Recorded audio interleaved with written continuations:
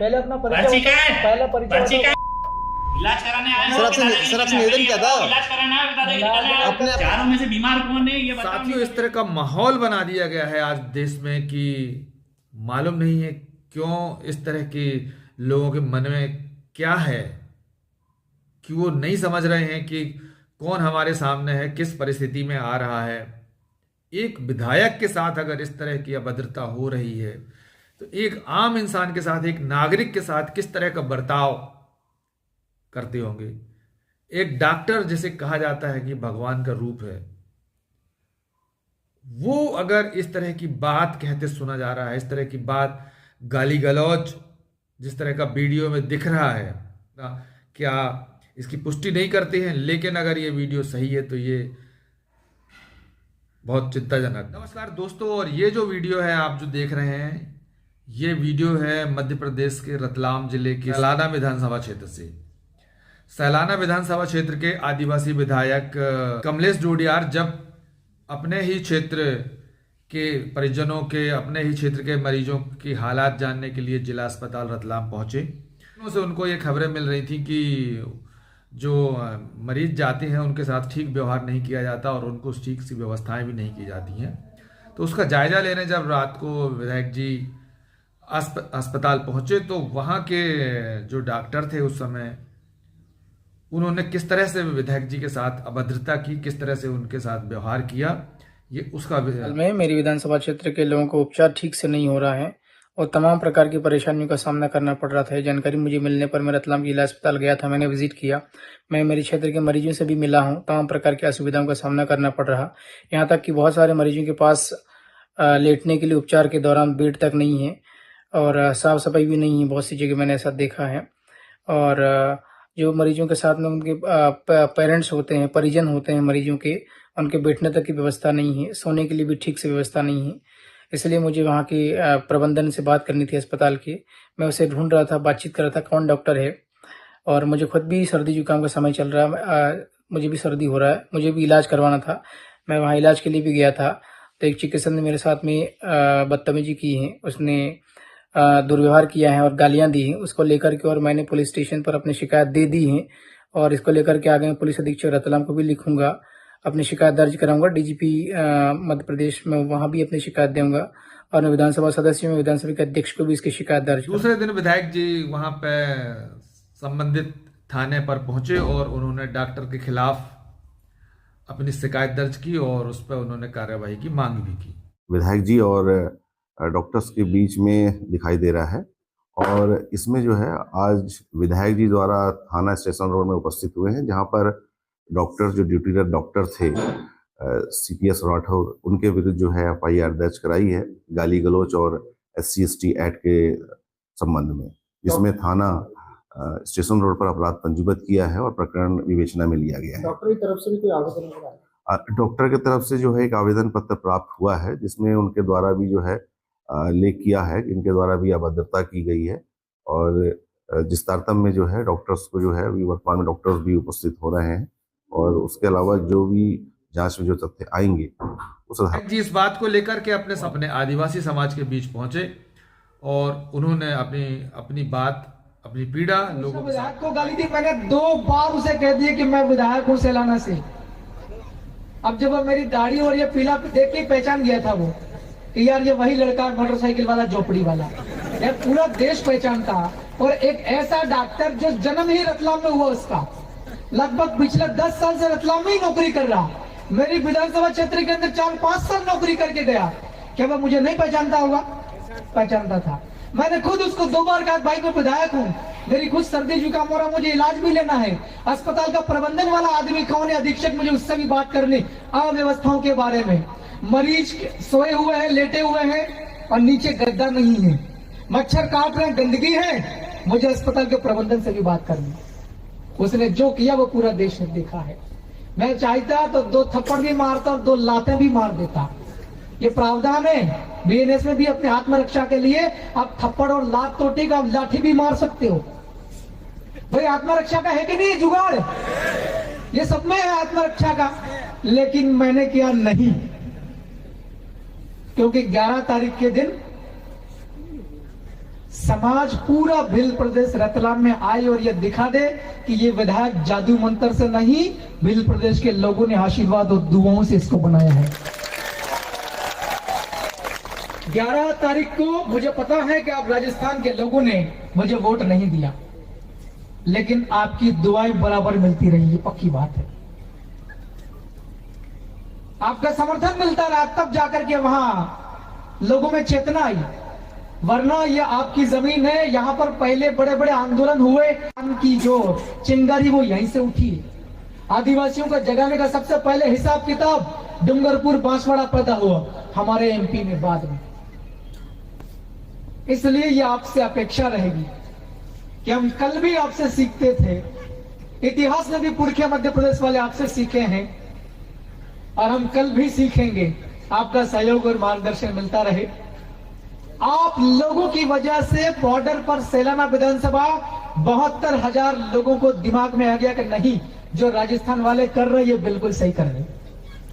वरना हमारे वहां पर तो पहले 10 में आती थी, शायद महंगी होगी पोटली। ध्यानवीर जी कितने की आती? 30-45, अभी 45 वाली 50 में हो गई। 50 में तो एक पोटली में 2 वोटर तैयार हो जाते थे। एक पोटली देखो, आधा आधा पोटली पिला करके वोट लेते थे, है ये स्थिति थी। अब अचानक से वहां पर यह चमत्कार हुआ। इस चमत्कार के पीछे कोई अगवान भगवान नहीं है, आप और हम सब लोगों का जागरण मार्गदर्शन की वजह से है। उधर भी हमारे कुछ लोग लेटरबाजी करते हैं और चुनावों में सौदा करते हैं। वो कहते हैं नहीं, कमलेश्वर को हमने विधायक बनाया, ऐसा बोलते हैं।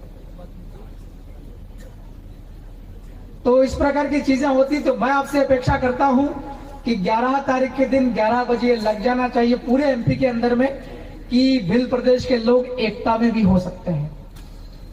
बहुत जरूरत है। इसलिए मैंने केवल मेरे ही विषय की बात रखी। अगली बार फिर कोई जन जागरण होगा, चिंतन शिविर होगा, तो मैं निश्चित तौर पर सांस्कृतिक शुद्धिकरण, वैचारिक एकीकरण, सामाजिक एवं संवैधानिक जन जागरण, मैं संवैधानिक जन जागरण के ऊपर अगली बार आऊंगा, पूरा 1 घंटा अच्छे से दूंगा।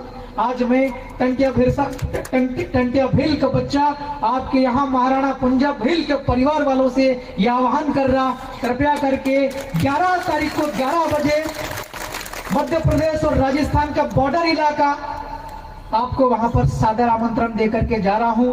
यह एहसास करा देना है नारंगी वालों को, जो आज सत्ता में है, जो आदिवासियों को कुछ नहीं समझते हैं। सगाओं में विधायक मेरे जैसे लोगों को, मैं एमएलए हूं, पढ़ा लिखा आदमी हूं, अंग्रेजी भी जानता हूं, बोलता हूं, कानून से ही काम करता हूं, लिख करके बात करता हूं, उसके बावजूद भी इस प्रकार से, तो आप इतना सोच लेना कि दूसरे इलाके हैं मध्य प्रदेश में जहां जागरण कम है, झाबुआ, अलीराजपुर, धार, बड़वानी, अपना गोंडवाना वाला इलाका, सीवनी, मंडला, शाहडोल, वहां पर आदिवासी लोगों के साथ अस्पतालों में कैसा व्यवहार होता होगा, इतना आपको मन में सोचते सोचते घर पे जाना है।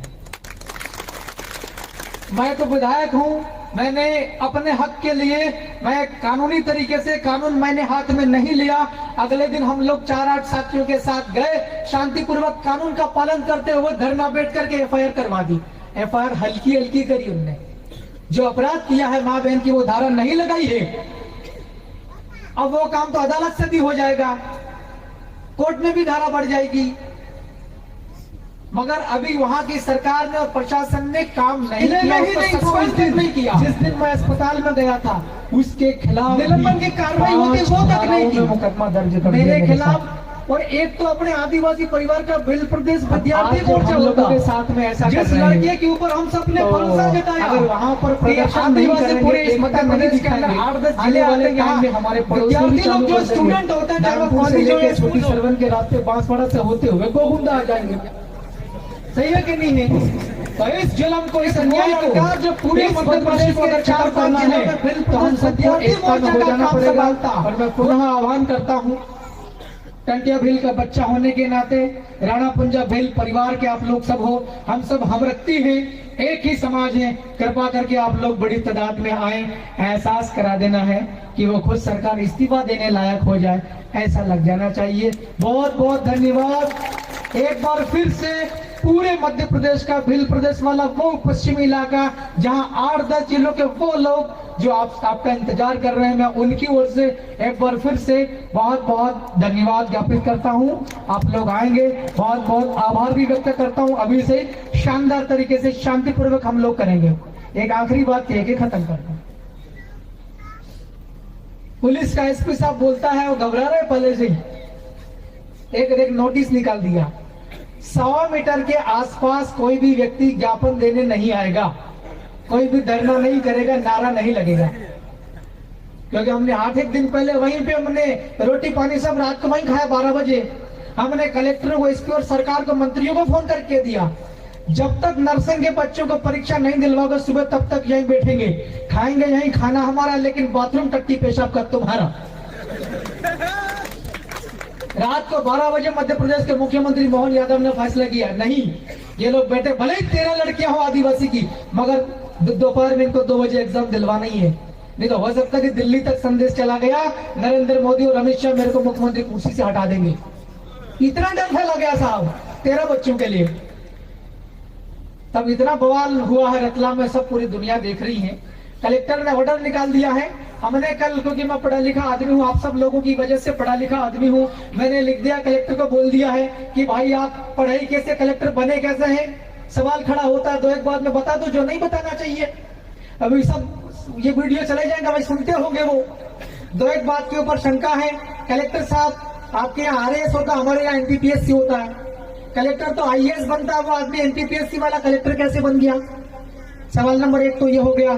सवाल नंबर 2, हमें ये जानकारी मिली है कि उनका SC का शेड्यूल कास्ट का सर्टिफिकेट फर्जी में लगा रखा है। दो सवाल है। और अपने आप में जिले के मजिस्ट्रेट है, DM डिस्ट्रिक्ट मजिस्ट्रेट, उनके ऊपर भी सवाल खड़ा हो रहा है।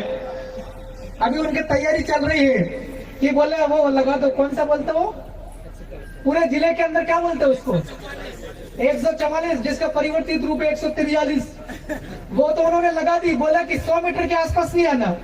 मैंने कहा ठीक है भाई, पहले तो इसको हटा, तेरे बाप का राज्य है क्या कुछ भी आर्डर निकाल देगा? सही है कि नहीं? कोई भी जिला चलेगा, कलेक्टर तेरे इशारे पर नहीं चलेगा, कानून के हिसाब से चलेगा। सही है कि नहीं है?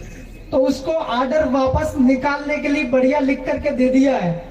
अब वो पढ़ेगा 2 दिन तक तो उसको समझने में लग जाएगा, और 2 दिन बाद अपना आंदोलन है। राइट, सब कुछ बढ़िया चल रहा है, बस ये अपेक्षा है कि एक बार एकता। तो साथियों, इस घटना में कौन सही है कौन गलत है, ये तो कार्यवाही होगी, उसकी जांच होगी, उससे पता चलेगा। लेकिन आप कमेंट्स बॉक्स पर लिखकर बता सकते हैं अपने विचार, और आप जरूर बताएं कि इसमें क्या सही है और क्या गलत है।